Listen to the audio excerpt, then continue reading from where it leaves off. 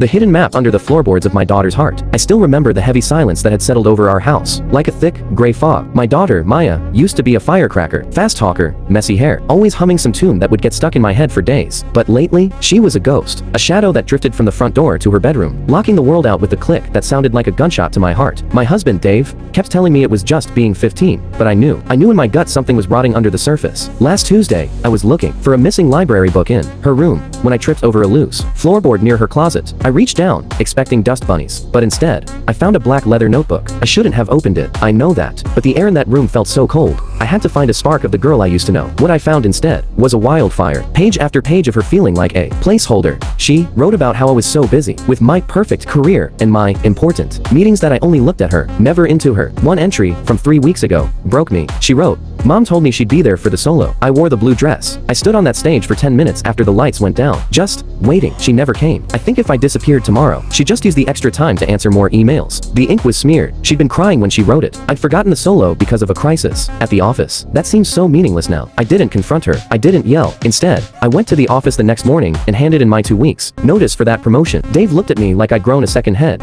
but I just told him, I'm tired of missing the show. I started small. I'd leave her favorite snacks on her desk. No questions asked. I started sitting on her bed at night, just talking about nothing, until she finally started talking back about everything. Yesterday, I found a new note on the kitchen counter. It just said, "Hey mom, do you think we could go find that blue dress again? I want to show you the song." I almost lost her to the noise of my own life, but thank God, I finally learned how to listen.